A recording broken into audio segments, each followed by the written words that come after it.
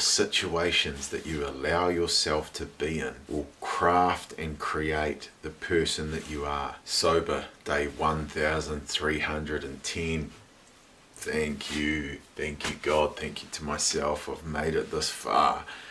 And where you put yourself, the situations that you allow yourself to be in will craft and create the person that you are.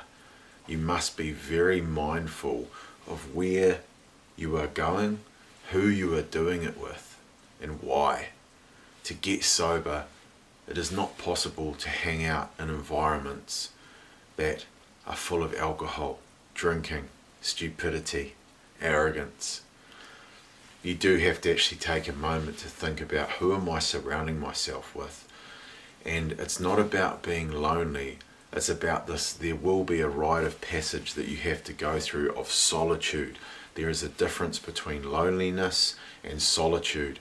Solitude is when you choose to go solo, to find out who you actually are without the influence of others. Loneliness is feeling lost. Loneliness is still needing the validation of other people. Loneliness is giving the responsibility of who you are to someone else. You're still feeling like you need someone else to tell you who you are. Solitude is about going inward. It's about crafting an amazing perspective. It is about meeting your soul. Solitude. We could call it solitude. Solitude. So you must be very mindful of who you are around. Start to really dissect and put boundaries in place in your mind about what other people are telling you, because an addict, an active alcoholic, they don't have anything positive to say to you, right? Do not be fooled by their liquid lies, their tongue of distruth. You need to really tap into you, what you want to experience, what you deserve to experience in this life.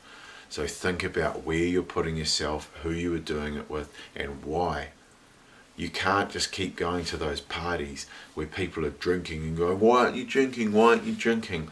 They have complete disrespect for your goals, your vision, and your desire to live a life being substance free, being sober. And the tool that I want to give you today is so simple.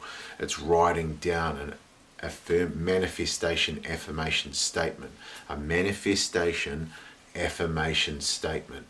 Manifesting a desired state, affirming an expression and affirming a reality that you want to experience. Manifestation affirmation. You write it down like this. I. You start with I. Okay? I. Then you write down your full name, not my name, your full name. So for example, I would write, I, Stone James, am sober for life. Okay? Maybe that might feel like a lie to you at the moment, but you have to start somewhere. You have to start somewhere to stimulate your thought. Okay? So that when you go to pull into the bottle store, you go, oh my gosh, that's right, I'm sober. And you keep driving. When you walk into the supermarket, you have a plan that you are a sober individual. You do not need alcohol to stimulate your thoughts, to make you feel part of this world. You walk past that alcohol aisle every day. It's all around us. We can get it on our phones 24/7. We can buy it, we can order it online, we can get it delivered.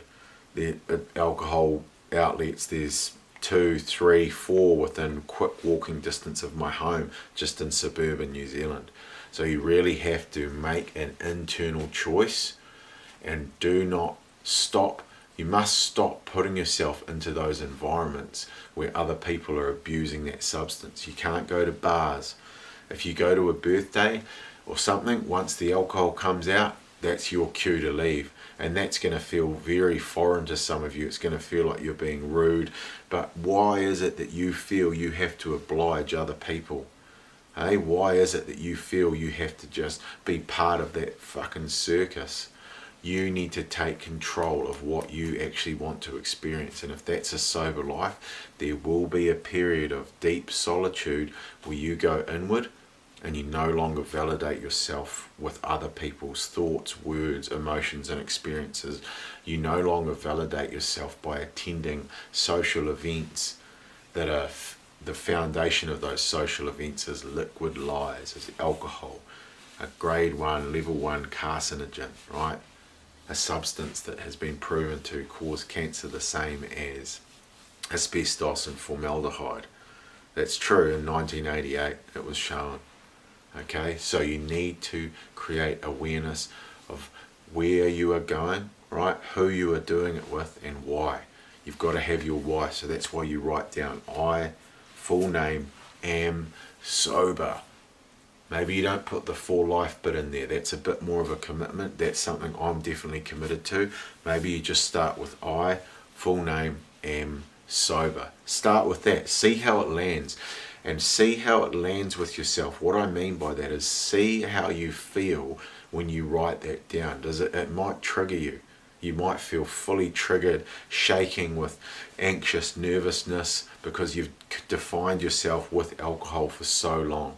Today I celebrate 1,310 days. The longest time I've ever gone without alcohol since I was 17. I think even 16 actually. It's the longest time, actually going back to 15. This is the longest time. I'm 40 years old now, and this is the longest time I've ever gone without alcohol. That's messed up, right? That's messed up that someone from 15 through to 37, 36 and a half years old had never experienced an extended period of time without alcohol. And that's what our society is doing to us. It's conditioning us to think that it's normal. And you know, if you're watching this video, you know it's not normal. It is not normal to put that substance, that grade 1, level 1 carcinogen into your body week after week, month after month, day after day. Some folks morning after morning. Okay, you need to change the way you think about yourself, about who you are. So write it down. I, full name, am sober. And if you want to work on a program specifically designed to cultivate this thinking, to be around people that are committed to sobriety, send me a message, go to my website. I'm here to live this. I am here to live this. You are powerful. Show the world.